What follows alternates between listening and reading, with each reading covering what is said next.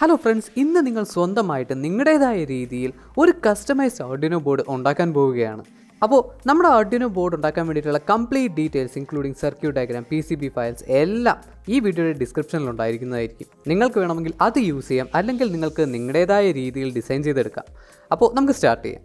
ഇതുണ്ടാക്കാൻ വേണ്ടിയിട്ട് നമുക്ക് ഏറ്റവും അത്യാവശ്യമായിട്ട് വേണ്ട കമ്പോണൻസ് എന്ന് പറയുന്നത് അറ്റ്മെഗ 328 മൈക്രോ കൺട്രോളർ, ഒരു 16 MHz ക്രിസ്റ്റൽ ഓസിലേറ്റർ, കുറച്ച് കപ്പാസിറ്റേഴ്സ്, റെസിസ്റ്റേഴ്സ്, പിന്നെ കുറച്ച് LED ഹെഡർ പിൻസ്, അതുപോലെ ഇത് പ്രോഗ്രാം ചെയ്യാൻ വേണ്ടിയിട്ടുള്ള FTDI പ്രോഗ്രാമർ, പിന്നെ കുറച്ച് കണക്റ്റിംഗ് കേബിൾസ്. ഓക്കെ, ഒരു ആർഡിനോ ബോർഡ് എടുത്ത് നോക്കുകയാണെന്ന് വെച്ചോളൂ. ആർഡിനോ ബോർഡ് എന്നല്ല, ഏത് മൈക്രോ കൺട്രോളർ ബോർഡ് എടുത്ത് നോക്കുകയാണെങ്കിലും ഇതിൻ്റെ ബ്രെയിൻ എന്ന് പറയുന്നത് ഇതിൻ്റെ നടുക്കിരിക്കുന്ന ആ ഒരു ചിപ്പാണ്. നമ്മൾ യൂസ് ചെയ്യാൻ പോകുന്നത് ആർഡിനോ യൂനോയിൽ യൂസ് ചെയ്യുന്ന അതേ ചിപ്പ് തന്നെയാണ്. ഈ ഒരു ചിപ്പിൻ്റെ പേര് അറ്റ്മെഗ 328P എന്നാണ്. പക്ഷേ ഈ ഒരു മൈക്രോ കൺട്രോളർ വർക്ക് ചെയ്യണമെങ്കിൽ ഈ ഒരു മൈക്രോ കൺട്രോളർ മാത്രം പോരാ, നമ്മളൊരു ചെറിയൊരു ബേസിക് സർക്യൂട്ട് സെറ്റ് ചെയ്യണം.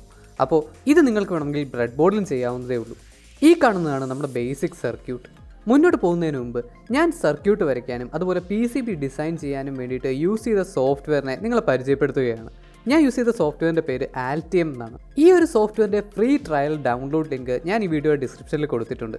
സ്റ്റുഡൻസിന് വേണ്ടിയിട്ട് 6 months ലൈസൻസും ഫുള്ളി ഫ്രീ ആയിട്ടുള്ള ഒരു ഓൺലൈൻ വേർഷനും Altiumത്തിന് അവൈലബിൾ ആണ്. ട്രൈ ചെയ്ത് നോക്കുക. ഒരു അറ്റ്മെഗ 328P ചിപ്പ് വർക്ക് ചെയ്യാൻ വേണ്ടിയിട്ടുള്ള ബെയർ മിനിമൽ കോൺഫിഗറേഷനാണ് ഈ കാണുന്നത്. ഇത് നിങ്ങൾക്ക് ബ്രെഡ് ബോർഡിലും ട്രൈ ചെയ്ത് നോക്കാവുന്നതാണ്. പിൻ നമ്പർ 9ഉം 10ഉം ക്രിസ്റ്റൽ ഓസിലേറ്ററിൻ്റെ 2 എൻഡിൽ കണക്ട് ചെയ്തിരിക്കുന്നു. എന്നിട്ട് ആ 2 എൻഡും 2 കപ്പാസിറ്റർ വഴി ഗ്രൗണ്ടിലേക്ക് കണക്ട് ചെയ്യുന്നു. അപ്പോൾ എന്തിനാണ് ഈ ക്രിസ്റ്റൽ ഓസിലേറ്റർ? ഒരു മൈക്രോ കൺട്രോളർ ചിപ്പിനകത്ത് കിടക്കുന്ന എല്ലാ ആക്ഷൻസും ക്ലോക്ക് സിഗ്നലിനെ ബേസ് ചെയ്തിട്ടാണ്. നമ്മുടെ ആർഡിനോയുടെ കേസിൽ ക്ലോക്ക് സിഗ്നൽ കൊടുക്കുന്നത് ക്രിസ്റ്റൽ ഓസിലേറ്ററാണ്. ക്രിസ്റ്റൽ ഓസിലേറ്റർ കണക്ട് ചെയ്ത് കഴിഞ്ഞിട്ട് ഈ സർക്യൂട്ടിൽ കാണുന്ന പോലെ VCCയും ഗ്രൗണ്ടും എല്ലാം കണക്ട് ചെയ്താൽ ഇതിനകത്തുള്ള GPIO പിൻസ് വർക്ക് ചെയ്യുന്നതാണ്. ഇതാണ് ബെയർ മിനിമൽ കോൺഫിഗറേഷൻ. ഇനി നമ്മൾ കുറച്ചുകൂടെ കമ്പോണൻസ് ആഡ് ചെയ്തിട്ട് സാധാ ആർഡിനോ ബോർഡ് പോലെ ആക്കാൻ പോവുകയാണ്. ഇവിടെയാണ് നമ്മൾ ഇൻപുട്ട് വോൾട്ടേജ് കണക്ട് ചെയ്യുന്നത്. ഈ ഇൻപുട്ട് വോൾട്ടേജ് നമ്മളൊരു 7805 വോൾട്ടേജ് റെഗുലേറ്ററിലേക്ക് കൊടുക്കുന്നു. ഈ വോൾട്ടേജ് റെഗുലേറ്റർ ഒരു സ്റ്റഡി 5 വോൾട്ട് ഔട്ട്പുട്ട് വരുന്നു. അതായിരിക്കും നമ്മൾ ചിപ്പ് പവർ ചെയ്യാൻ വേണ്ടിയിട്ട് യൂസ് ചെയ്യുന്നത്. എന്നിട്ട് ആ 5 വോൾട്ടിനെ നമ്മളൊരു വോൾട്ടേജ് ഡിവൈഡറിലൂടെ കടത്തി വിട്ടിട്ട് ഒരു 3v3 വോൾട്ടേജ് ഉണ്ടാക്കുന്നു. എന്നിട്ട് ഈ 3v3 വോൾട്ടേജ് നമുക്ക് 3.3 വോൾട്ടിൽ വർക്ക് ചെയ്യുന്ന എല്ലാ മൊഡ്യൂൾസിലേക്കും കണക്ട് ചെയ്യാവുന്നതാണ്. ഈ അറ്റ്മെഗ 328ൻ്റെ PWM പിൻസ് ഇവിടെ കാണുന്ന 6 പിൻസ് കണ്ടില്ലായിരുന്നോ, 6 ഹെഡേഴ്സ് ഇതിൻ്റെ ആദ്യത്തെ പിന്നിലേക്ക് കണക്ട് ചെയ്തിട്ടുണ്ട്. എല്ലാത്തിൻ്റെയും രണ്ടാമത്തെ പിന്ന് 5 വോൾട്ടും മൂന്നാമത്തെ പിന്ന് ഗ്രൗണ്ടുമായിരിക്കും. ഓൾമോസ്റ്റ് എല്ലാ സെർവോ മോട്ടറിൻ്റെ കോൺഫിഗറേഷനും ഇങ്ങനെയാണ്. അപ്പോൾ സെർവോ മോട്ടറൊക്കെ ഉണ്ടെങ്കിൽ നിങ്ങൾക്ക് ഡയറക്റ്റായിട്ട് ഈ ഒരു ബോർഡിലേക്ക് കണക്ട് ചെയ്യാം. അനലോഗ് പിൻസിന് വേണ്ടിയിട്ട് ഒരു ഹെഡർ മുകളിലുണ്ട്, അതുപോലെ ബാക്കിയുള്ള ഡിജിറ്റൽ പിൻസിന് വേണ്ടിയിട്ട് ഒരു ഹെഡർ താഴെയുമുണ്ട്.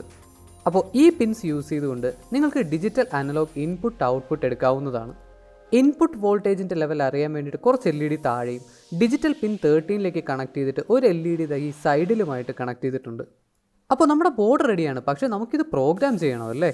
അതും USB വെച്ച് തന്നെ പ്രോഗ്രാം ചെയ്യണം. പ്രശ്നം എന്താണെന്ന് വെച്ചാൽ അറ്റ്മെഗ 328 ചിപ്പിന് USB-യുമായിട്ട് ഡയറക്റ്റ് കമ്മ്യൂണിക്കേറ്റ് ചെയ്യാൻ പറ്റത്തില്ല. കാരണം അറ്റ്മെഗ 328ൻ്റെ കമ്മ്യൂണിക്കേഷൻ UART ടൈപ്പാണ്. അപ്പോൾ USB-യെ UART ആക്കാൻ വേണ്ടിയിട്ട് നമ്മളൊരു കൺവേർട്ടർ യൂസ് ചെയ്യും. സാധാ ആർഡിനോയുടെ കേസ് നോക്കുകയാണെങ്കിൽ അതിനകത്ത് തന്നെ ഇൻബിൽട്ട് ആയിട്ട് ഒരു കൺവേർട്ടർ ഉണ്ട്. നമ്മളിവിടെ ഒരു എക്സ്റ്റേണൽ FTDI കൺവേർട്ടറാണ് യൂസ് ചെയ്യുന്നത്. അറ്റ്മെഗയുടെ TX പിൻ FTDIയുടെ RX പിന്നിലേക്കും അറ്റ്മെഗയുടെ RX പിൻ FTDIയുടെ TX പിന്നിലേക്കും കണക്ട് ചെയ്യുന്നു. DTR പിൻ ഒരു കപ്പാസിറ്റർ വഴി റീസെറ്റ് പിന്നിലേക്ക് കണക്ട് ചെയ്യുന്നു.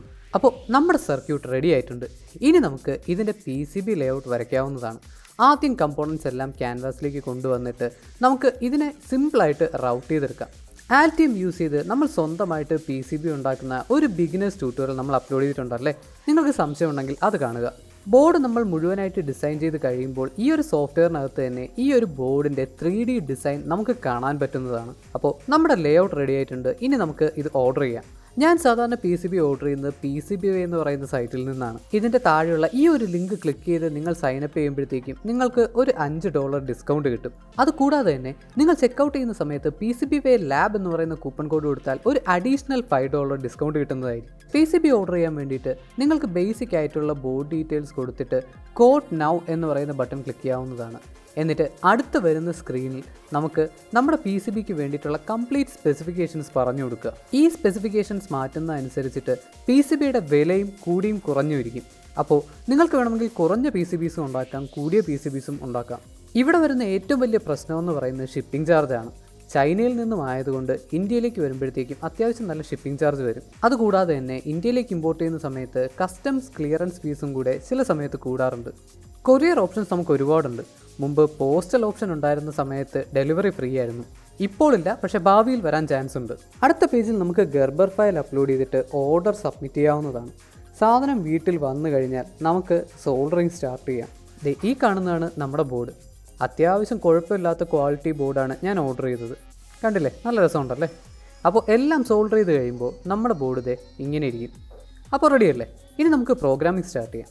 ആദ്യം നമ്മുടെ USB കേബിൾ FTDI മോഡ്യൂളിലേക്ക് കണക്ട് ചെയ്തിട്ട് FTDI മോഡ്യൂൾ ആർഡിനോ ബോർഡിലേക്ക് കണക്ട് ചെയ്യുക. ഓക്കെ, ഇനി നമുക്ക് നമ്മുടെ കമ്പ്യൂട്ടറിലേക്ക് പോകാം. ആദ്യം ആർഡിനോ IDE ഓപ്പൺ ചെയ്യുക. എന്നിട്ട് അതിൻ്റെ ബ്ലിങ്ക് സ്കെച്ച് എടുക്കുക. എന്നിട്ട് കറക്റ്റ് ബോർഡും പോർട്ടും സെലക്ട് ചെയ്തിട്ട് കോഡ് അപ്ലോഡ് ബട്ടൺ ക്ലിക്ക് ചെയ്യുക. ഒരു കാര്യം ശ്രദ്ധിക്കേണ്ടത് എന്താണെന്ന് വെച്ചാൽ നമ്മുടെ കമ്പ്യൂട്ടറിൽ FTDI മോഡ്യൂളിൻ്റെ ഡ്രൈവർ ഇൻസ്റ്റാൾ ചെയ്തിട്ടുണ്ടെങ്കിൽ മാത്രമേ FTDI മോഡ്യൂൾ കമ്പ്യൂട്ടറിലേക്ക് കണക്ട് ചെയ്യുമ്പോൾ അത് ഡിറ്റക്ട് ചെയ്യത്തുള്ളൂ. എങ്കിലേ പോർട്ടിൻ്റെ ലിസ്റ്റിൽ അത് കാണിക്കത്തുള്ളൂ. ഓക്കെ, നമ്മുടെ കോഡ് അപ്ലോഡിങ് സ്റ്റാർട്ട് ചെയ്തിട്ടുണ്ട്. ഡൺ അപ്ലോഡിങ് കണ്ടില്ലേ IDEയിൽ. അതുപോലെ നമ്മുടെ ആർഡിനോയുടെ LED ബ്ലിങ്ക് ചെയ്യുന്നുണ്ടല്ലേ? അപ്പോൾ നമ്മുടെ DIY ആർഡിനോ റെഡി ആയിട്ടുണ്ട്. അപ്പോൾ ഇതിൽ നിങ്ങൾക്ക് എവിടെയെങ്കിലും എന്തെങ്കിലും സംശയം ഉണ്ടെങ്കിൽ ഈ വീഡിയോയുടെ താഴെ കമൻറ്റ് ചെയ്ത് ചോദിക്കുക. അതുപോലെ ഈ വീഡിയോ യൂസ്ഫുൾ ആയിട്ട് തോന്നുകയാണെങ്കിൽ ഈ വീഡിയോ ലൈക്ക് ചെയ്യാനും മറക്കണ്ട. ഇനിയും ഇതുപോലത്തെ വീഡിയോസ് കാണാൻ നമ്മുടെ ചാനൽ സബ്സ്ക്രൈബ് ചെയ്യുക. അപ്പോൾ അടുത്ത വീഡിയോ നമുക്ക് വീണ്ടും കാണാം.